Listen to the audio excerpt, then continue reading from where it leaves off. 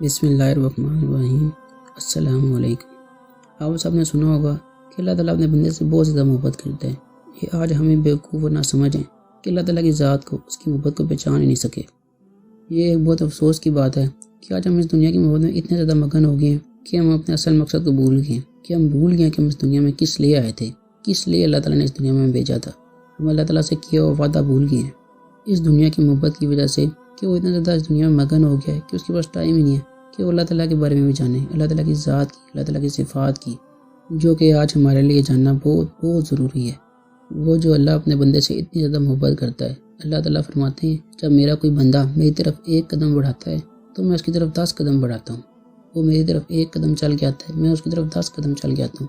پر بات تب ہے کوئی چلنے والا ہو، کوئی اللہ تعالیٰ کی طرف جانے والا ہو۔ اللہ تعالیٰ تو اپنے بندے کا انتظار کرتا ہے کہ کب یہ بندہ میری طرف آئے، پر آج ہم بھی غافل ہیں، ہم بھی بھول چکے ہیں۔ اسی طرح ایک آدمی تھا، اس کی ساری زندگی گناہوں میں گزر گئی تھی۔ اس نے اپنی زندگی میں 99 قتل کیے ہوئے تھے۔ جب اس کی ساری لائف اسی طرح گناہوں میں گزر گئی تو اس سے ایک دفعہ خیال آیا کہ یہ تو میں نے بہت غلط کر دیا، ساری زندگی ضائع کر دی، ساری زندگی اللہ تعالیٰ کی نافرمانی میں گزر گئی۔ تو اس نے سنا ہوا تھا کہ اللہ تعالیٰ بہت زیادہ مہربان ہے، وہ اپنے بندے سے بہت زیادہ پیار کرتا ہے۔ وہ اپنے علاقے کے ایک بزرگ کے پاس گیا اور اس نے بتایا کہ میں نے اسی طرح ساری زندگی گناہوں میں گزری ہے اور 99 قتل ہوئے، تو کیا اگر میں توبہ کروں تو اللہ تعالیٰ میری توبہ قبول کر لے گا؟ تو اس بزرگ نے کہا نہیں، تمہاری توبہ قبول نہیں ہو سکتی۔ تو اس نے اس بزرگ کو بھی قتل کر دیا۔ تو وہ بہت مایوس ہو گیا اور پریشان ہو گیا اور واپس آ گیا۔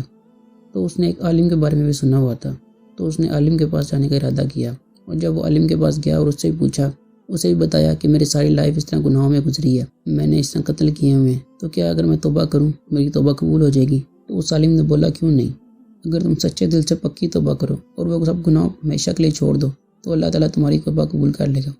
وہ اللہ بہت رحمان ہے، اپنے بندے سے محبت کرنے والا ہے۔ اگر تم سچے دل سے توبہ مانگو گے تو اللہ تعالیٰ ضرور تمہاری توبہ قبول کرے گا۔ اور اس عالم نے اسے یہ بھی بولا کہ تم جس بستی میں رہتے ہو وہ بھی چھوڑ دو، اگر تم اسی بستی میں رہو گے تو تم دوبارہ انہی کاموں میں لگ جاؤ گے، دوبارہ انہی گناہوں میں چلے جاؤ گے۔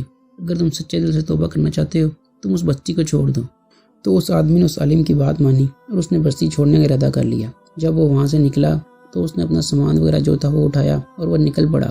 جب وہ جا رہا تھا دوسری بستی کی طرف تو ابھی وہ اپنے گھر سے تھوڑا ہی دور گیا تھا کہ موت کا فرشتہ آیا، اس کی روح نکالی اور اسے موت آ گئی۔ مطلب اس نے سوچا بھی نہیں تھا، وہ ایسے مر گیا۔ تو جب اس آدمی کی موت ہوگی تو آسمان سے جنت والے فرشتے بھی آگے اور دوزخ والے فرشتے بھی آگے اس کی روح کو لینے۔ تو دوزخ والے فرشتوں نے کہا کہ اس نے بھی توبہ نہیں مانگی، یہ بھی جا رہا تھا، ابھی بستی تک پہنچا نہیں ہے، اس کی توبہ قبول نہیں ہوئی۔ تو جنت والے فرشتوں نے کہا نہیں، اس نے توبہ کا ارادہ کر لیا تھا، یہ اس بستی کی طرف جا رہا تھا، اس کی روح ہم لے کے جائیں گے۔ اسی طرح دونوں میں بحث ہوگی اور فیصلہ کرنا مشکل ہو گیا۔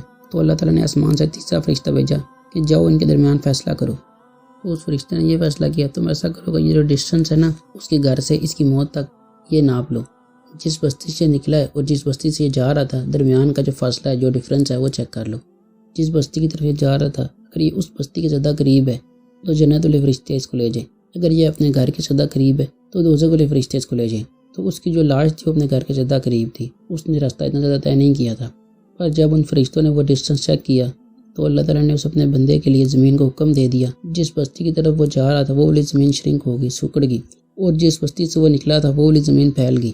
جب فرشتوں نے فاصلہ چیک کیا تو جس بستی کی طرف وہ جا رہا تھا اس کی لاش اور اس بستی کے درمیان فاصلہ کم تھا، اور جہاں سے وہ نکلا تھا وہ فاصلہ بڑھ چکا تھا۔ تو اس کی روح اور جنت والے فرشتے تھے انہوں نے لے لی اور وہ لے کے آسمانوں پہ چلے گئے۔ اس سے اب اللہ تعالیٰ کی محبت، اللہ تعالیٰ کی رحمت کا اندازہ لگا سکتے ہو کہ ایک بندے نے 100 قتل کیے ہیں، 100 قتل، اور 100 قتل پہ صرف ایک توبہ بھی اس نے مانگی بھی نہیں، صرف توبہ کا ارادہ کیا اور اللہ تعالیٰ نے اسے معاف کر دیا۔ اللہ تعالیٰ اپنے بندے سے کتنی زیادہ محبت کرتا ہے، وہ کتنا بڑا مہربان ہے۔ مطلب 100 قتل پہ صرف ایک توبہ، انسان سوچ بھی نہیں سکتا کہ 100 قتل پہ ایک توبہ اور اللہ تعالیٰ نے اسے معاف کر دیا۔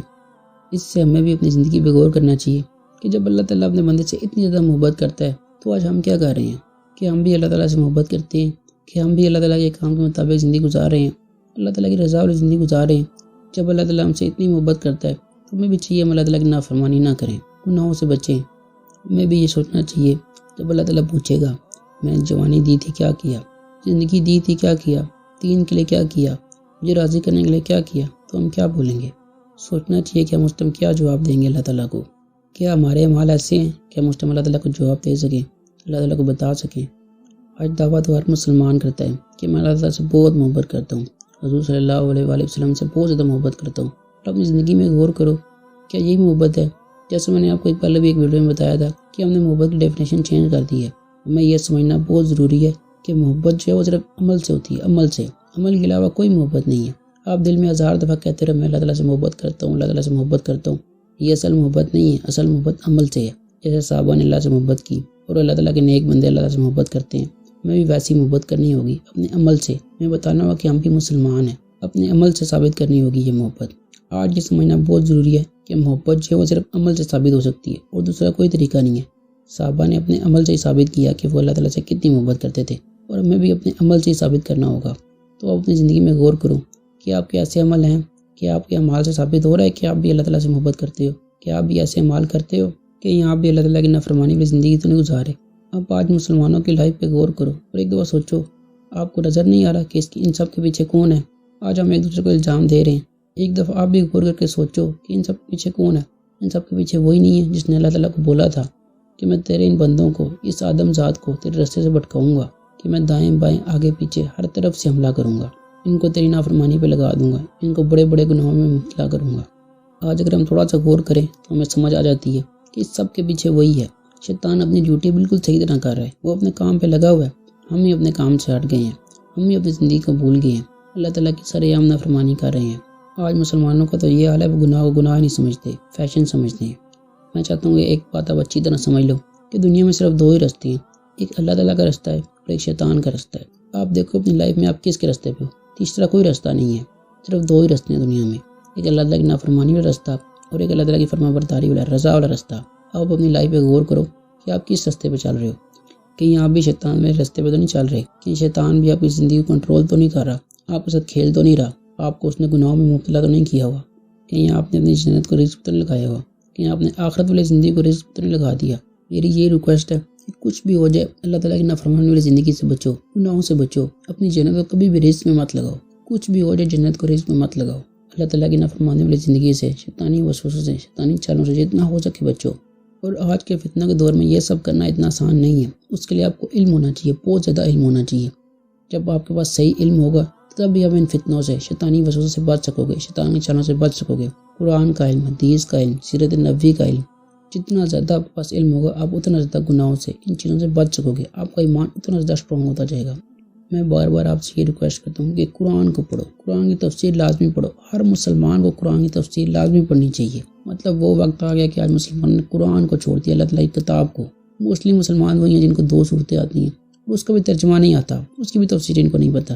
تو جب آپ بس علم ہی نہیں ہوگا تو اب شیطانی چالوں سے اس فتنے کے دور میں بہت مشکل ہو جائے گا آپ کے لیے دین پہ عمل کرنا۔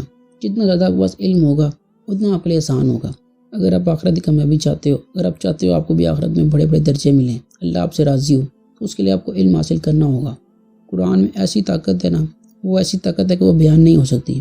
جب آپ شوق سے، سچے دل سے سمجھ کے پڑھو گے، یہ سمجھ کے پڑھو گے یہ اللہ کی کتاب ہے جو تمام جانو، تمام کائنات کا مالک ہے، یہ اس کا کلام ہے جو حضور صلی اللہ علیہ وآلہ وسلم میں نازل ہوا، یہی ہماری رہنمائی کی کتاب ہے۔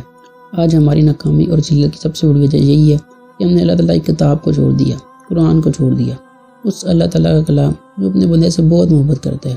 جیسے آپ نے اس واقعے سے اندازہ لگایا ہوگا کہ 100 قتل پہ ایک توبہ، مطلب انسان سوچ بھی نہیں سکتا کہ اتنی رحمت، اتنی محبت، اور آج ہم کیا کر رہے ہیں۔ اور جو لوگ سچ میں قرآن شروع کرنا چاہتے ہیں تو میں نے اپنی پلے لسٹ میں کچھ ویڈیو ڈھونڈی ہوئی ہیں، وہ ایڈ کی ہوئی ہیں، آپ وہ بھی دیکھ سکتے ہو۔ اور میری یہ ریکویسٹ ہے اگر ہو سکے تو قرآن عربی میں سمجھو، مطلب جو قرآن عربی میں سمجھا سکتا ہے وہ اور کسی زبان میں سمجھ نہیں آ سکتا، کیونکہ قرآن نازل ہی عربی میں ہوا ہے۔ تو عربی کے ایک ایک لفظ میں اتنی گہرائی، اور مطلب جب انسان عربی میں سمجھتا ہے نا وہ اور کسی زبان میں نہیں سمجھ سکتا۔ اردو میں بھی فائدہ ہوگا اور عربی میں بہت فائدہ ہوگا، اس کے لیے بھی میں نے اپنی ویڈیو میں کورس ایڈ کیا ہوا ہے، اس کا بہت زیادہ اثر ہوگا۔ اور جن کے لیے عربی مشکل ہے وہ اردو میں شروع کر سکتے ہیں، اور سیرت نبوی حضور صلی اللہ علیہ وسلم کی لائف لازمی پڑھو۔ اگر آپ بھی اپنے ایمان کو مضبوط کرنا چاہتے ہو تو دین کا علم بہت ضروری ہے، دین کا علم تو آپ کو حاصل کرنا ہی ہوگا، ہر مسلمان کو حاصل کرنا ہوگا، اس کے لیے ٹائم نکالنا ہوگا، قربانی تو دینی پڑے گی کہ وہ جنت اتنی سستی نہیں ہے، وہ مفت میں نہیں ملنے والی، اس کے لیے محنت کرنی ہوگی، گناہوں سے بچنا ہوگا، قربانیاں دینی ہوگی، جیسے صحابہ نے، اللہ کے نیک بندوں نے قربانیاں دی۔ شیطان آپ کو روکے گا کیونکہ وہ اس کا کام ہے، پر آپ کو کرنا ہوگا۔ امید ہے اس ویڈیو سے فائدہ پہنچا ہوگا۔ جزاک اللہ، اللہ حافظ۔